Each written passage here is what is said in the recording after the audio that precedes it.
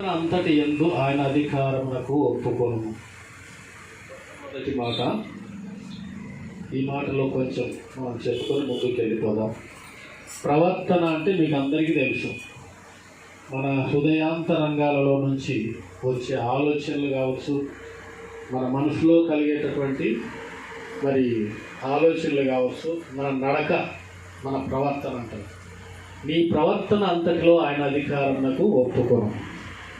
మనం అంటాం, ఏంది నీ ప్రవర్తన ఏం బాగలేదు కదరా, ఎందుకు అట్లా ఉండవు అంటాం. ప్రవర్తన, నీ ప్రవర్తన అంతటిలో ఆయన అధికారంలోకి ఒప్పుకోం. మన ప్రవర్తనలోకి ఆయన అధికారాన్ని మనం ఆస్వాదించాలి. ఆస్వాదించితే ఏమవుతుంది? ఏం చెప్పినాడు ఆయన కింద? నీ త్రోవలన్నిటినీ ఆయన సరళము చేయి. యేసుక్రీస్తే మన ఇంట్లోకి వస్తే, దేవుడే మన హృదయంలోకి వస్తే, దేవుడే మన ప్రవర్తనలోకి వస్తే మనకెంత బాగుంటుంది,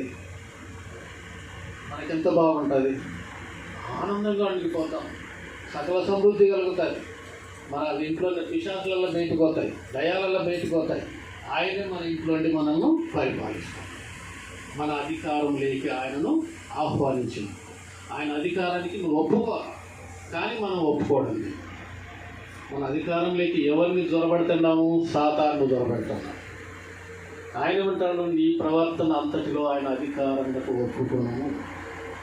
మన ప్రవర్తనలోకి సైతాన్ని పిలుస్తున్నాం కాబట్టి ఏ ఇంట్లో చూసిన గొడవలు, ఏ ఇంట్లో చూసిన గుద్దులాటలు, అన్నదమ్ములకు, అక్కచెల్లెళ్లకు, తండ్రి కొడుకు గొడవలు, గుద్దులాటలు, తాగుడుబోతు వ్యవహారాలు, వ్యభిచారాలు, ఇలాంటి వాటితో మన కుటుంబాలు సతమతమైపోతున్నాయి. మరి దేవుడే మన ఇంటికి వచ్చినప్పుడు మన కుటుంబాలు ఎంత బాగుంటాయంటే అంత సంతోషంగా ఉంటాయి. మరి దేవుడు మన ఇంట్లోకి వస్తున్నాడు అనుకో, మనం ఏం చేయాలా? మన హృదయంలోకి వస్తున్నాడు అనుకో, మన ప్రవర్తనలోకి వస్తున్నాడు అనుకో, మనం ఏం చేయాలా? మనం ఎట్లుండాలా? ఇప్పుడు అక్కగారు, రూతమ్మ అక్కగారు ఏదో ఈరోజు ప్రార్థన పెట్టుకుంటున్నామంటే బాగా శుభ్రంగా, బాగా బండలు చూసింది, చాపలు వేసింది, లైట్లు అరేంజ్ చేసింది, అన్నీ చేసింది. అట్లనే దేవుడే మన ప్రవర్తనలోకి వచ్చినప్పుడు మనకి ఎంత ఆనందమంగా మన జీవితాలు చక్కబడేటటువంటి స్థితి, మన జీవితాలు బాగుపడేటటువంటి స్థితి. ఆయనే అధికారిగా ఉండి, ఆయనే యజమానిగా ఉండి మనల్ని నడిపిస్తారు. కాబట్టి మన ప్రవర్తనలోకి ఆయనను మనము అనుమతించినప్పుడు అంత క్షేమమే, సకల సమృద్ధి మనకు. ఒక చిన్న మాట చెప్తారు ఇక్కడ. ఒక రాజు ఏం చేసినాడంట, అందరూ పేదవాళ్ళు ఉన్నారు కదా దేశంలో, మరి అందరూ అప్పుల పాలైపోయినారు, అందరూ చితికిపోయినారు. మరి వీళ్ళకు కావలసినటువంటి సకల సమృద్ధి కావాలంటే నా కొట్లు విప్పి, నా గోడను ఓపెన్ చేసి, దాంట్లో ఉన్నటువంటి బంగారు, వజ్రాలు అన్నీ ఎవరికి దోచిన కాడికి వాళ్ళని తీసుకోమని చెప్పాలని ఒక ఆలోచన వచ్చిందంట ఆ రాజుకు. అప్పుడు ఏం చేసినాడంటే ఊరంతా సాటింపు వేసినాడు. పలానా రోజు అయ్యగారు గోడను తెరుస్తున్నారు, మరి ఆ గోడంలో ఎవరెవరికి ఏమేమి కావాలో అందరూ తీసుకొని వెళ్ళండి. ఒక్కొక్కడు 70 పళ్ళ సంచి తీసుకున్నాడు, ఒకడు 30 పళ్ళ సంచి తీసుకున్నాడు, ఒకడు 10 పళ్ళ సంచి తీసుకున్నాడు. చాలులేదు, పోయినారు. ఆయన గేటు ఓపెన్ చేసినాడు, ఊరికి గేటు దగ్గర నిలబడినాడు. పోర్రా ముంచుకపోర్రా అని చెప్పాడు. అన్ని బంగారు, వజ్రాలు అంతా నాతో ఉన్నాయి. ఒక్కొక్కడు వేరే సంచులు ఎత్తుకొని పోతూనే ఉండాలి, కూర్చొనే ఉన్నాడు. ఒకడు ఆయన పక్కనే నిలబడి చూస్తాడంట. ఏమిరా అందరూ ఎత్తుకొని పోతుంటే నువ్వు చూస్తుండవు, నువ్వు కొన్ని తీసుకొని పోరా, నువ్వు పోయి ఇంటికి తీసుకొని నువ్వు ఆడుకోపోరా అంటే పలకలేదంట వాడు. అందరూ ఎత్తుకొని పోతున్నాడు, బుద్ధుంటే గాడి వాడు ఎత్తుకొని పోతున్నాడు వాడిని. అయ్యా అంటే ఏమిరా పోరా, నా కాడు ఉండాలిరా, ఎత్తుకొని పోరా అంటే వాడు ఏం చేసినాడంట, ఆయననే ఎత్తుకొని ఇంటికి పోయాడంట. ఆ రాజ్యం వాళ్ళ ఇంటికి వచ్చి ఏమవుతుంది? ఆ సంపదలు ఏమవుతుంది? నాగదవుతుంది.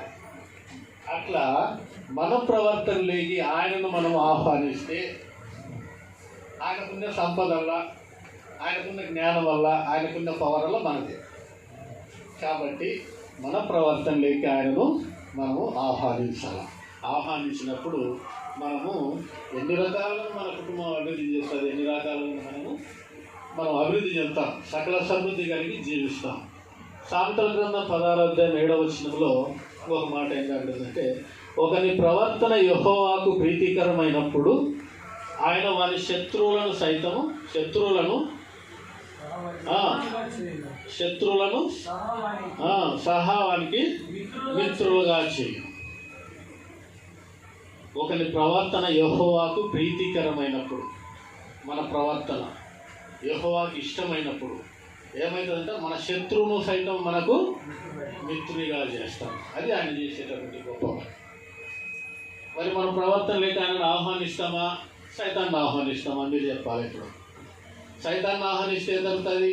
మన ఇంట్లో తాగుబోతులు ఉంటారు, మన ఇంట్లో వ్యభిచారులు ఉంటారు, మన ఇంట్లో గొడవలు అవుతాయి, మన ఇంట్లో గుద్దులాటలు అవుతాయి, కుటుంబంలో సమాధానం ఉండదు, శాంతి. ఇప్పుడు ఎవరిని ఆహ్వానించాలా? మన ప్రవర్తనలోకి యేసయ్యను ఆహ్వానించాలి.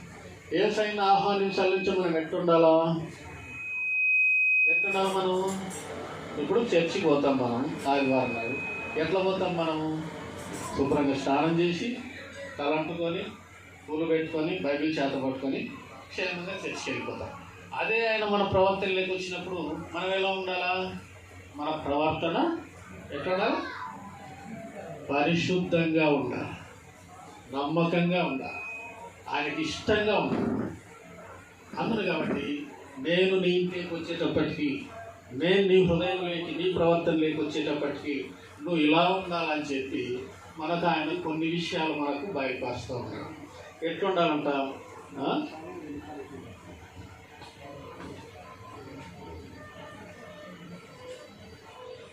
మొదటి పేతురు పత్రిక 1వ అధ్యాయం 14-16 చూస్తే, మొదటి పేతురు పత్రిక 1వ అధ్యాయము 14-16 నేను